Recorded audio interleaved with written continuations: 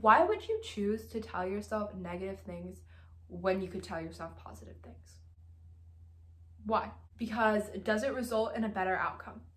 Does telling yourself that you look horrible today make you look better? No.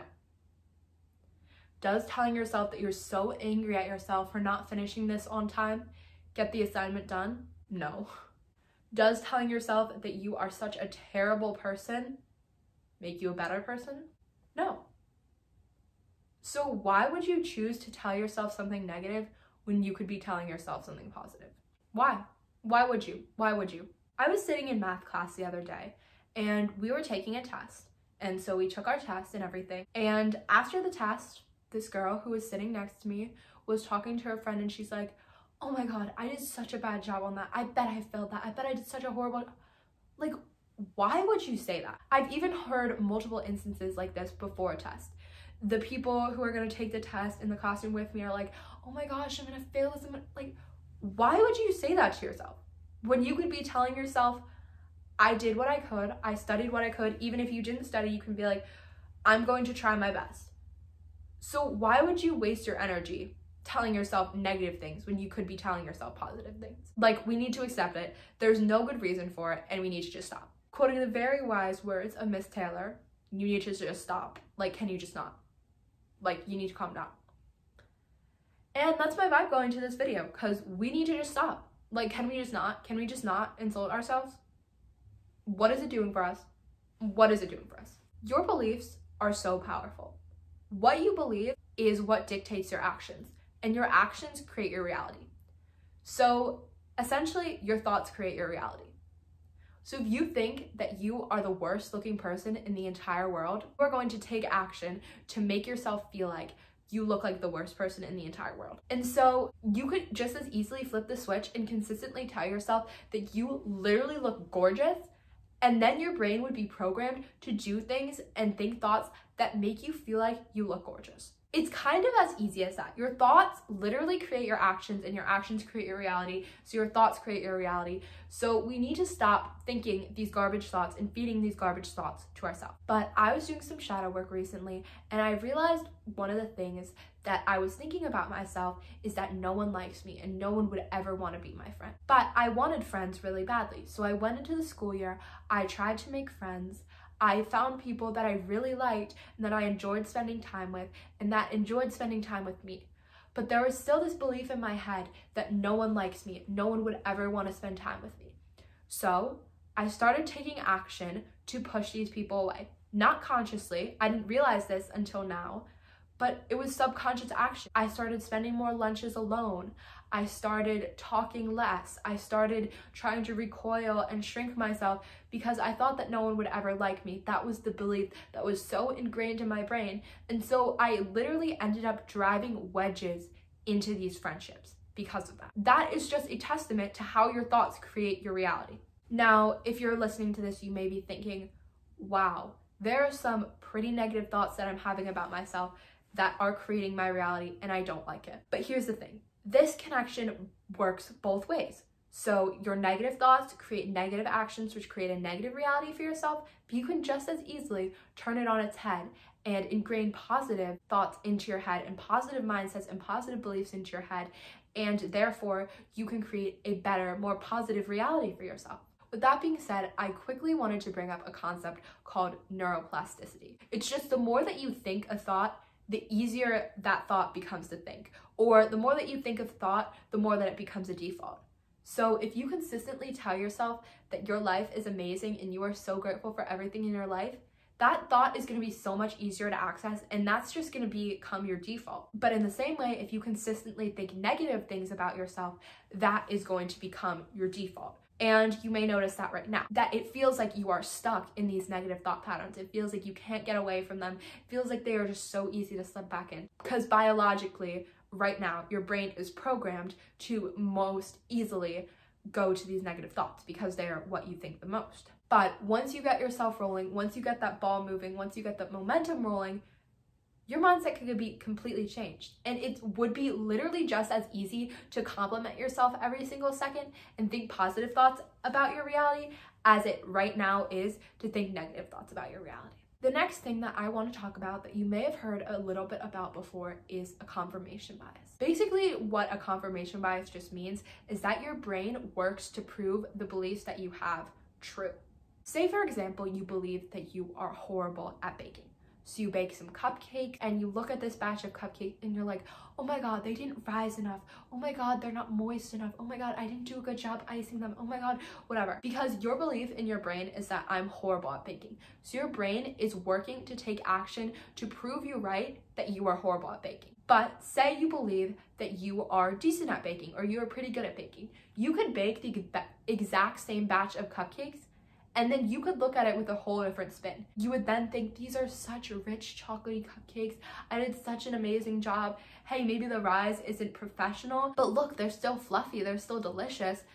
And literally your brain is just working to prove your subconscious mind right. The point is, the more that you tell yourself something, the more that your brain's going to work to prove that right.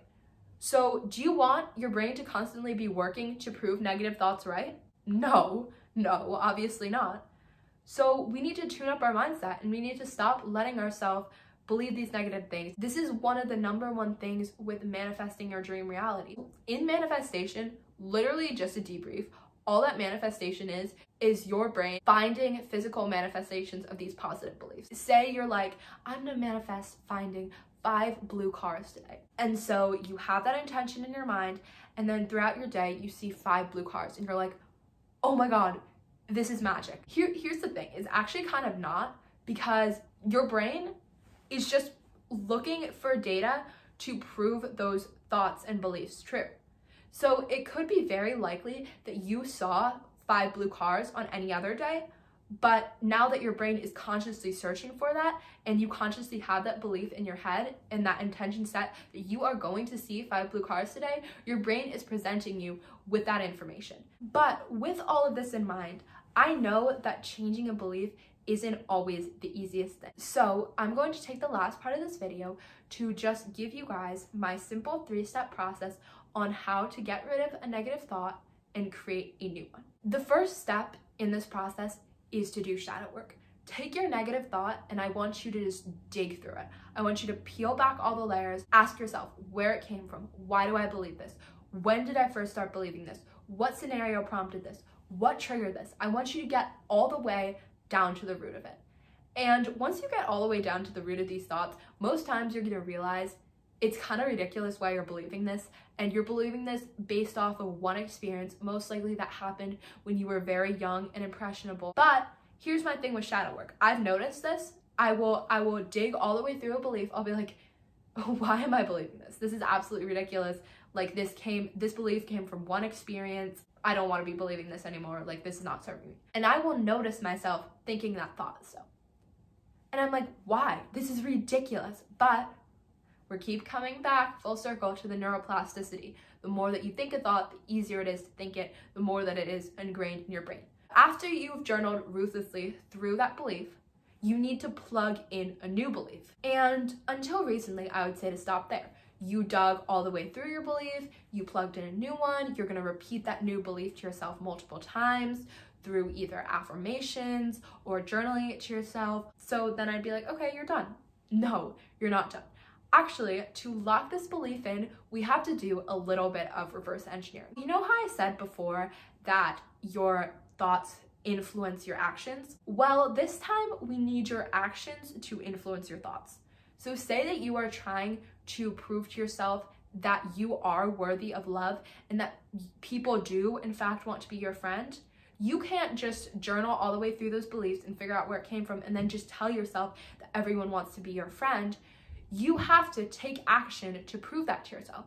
So you need to go talk to people. You need to go start making friends with people. You need to spend more time with people, in combination with telling yourself that you are worthy of love and that people don't hate you. And now that you believe that, you are going to create that duo powerhouse for yourself because people are going to be attracted to that energy. You are going to be portraying that energy. In your head, you're going to be like, I deserve to be loved. And so you are going to take action on that. And one final thing that I wanted to mention is what you say is what you speak into existence. I was listening to this podcast the other day, and this podcaster had just got a new car. She's like, oh my God, I just got a new Tesla. It's one of my dream cars, but my main dream car is, I don't even remember what the kind of car was. I'm not the best with cars. But she's like, yeah, but this is second best because I'm sure that car is never gonna happen. In her current state, she acknowledged that it wasn't really realistic for her to get that car. Okay, that's fine. But she put herself down and she's like, this car, my dream car, my real dream car is never gonna happen. Like, why would you say that? Why would you put that out into the universe? Why would you cap that potential for yourself? I feel like I've spent the majority of this video talking about in the present, like stop putting yourself down in the present, all those things. But when you're talking about the future, if you want to be successful, stop saying I'm never going to be successful. Stop saying this is my dream job, but I'm probably never going to get it. This is my dream college, but I'm probably never going to get it. Like, why would you say that? You attract what you put out into the universe, and you have to be honest with yourself about what you want, and you need to believe that you can have it in order to get what you want. So if you keep telling yourself, no, I'm never going to achieve this, like, you are putting that cap on your potential. And why would you do that when you have the choice to say getting this dream car isn't possible right now, but I'm still open to it happening in the future? And that is the final thing that I wanted to leave you guys with, because as much as be careful how you're talking to yourself and what you're saying in your own head, be careful about what you're speaking into existence. Because we are so often told that we need to dumb things down. We need to be more modest. We need to be more humble. We need to be more like, you best believe my dream car is a Tesla, and I'm going around saying, I cannot wait to buy a Tesla when I'm 16. I'm putting that out into the universe. I have that choice. So why wouldn't I? I want that Tesla. I'm working hard for that Tesla. So as much as your thoughts impact your reality, also be careful of what you're saying and what you're physically speaking into existence. And that is basically all that I have to say for today's video. Thank you guys so much for watching. I really hope this video helped you out. I love you guys so much. Thank you so much for staying to the end, and I will see you in my next video. Bye.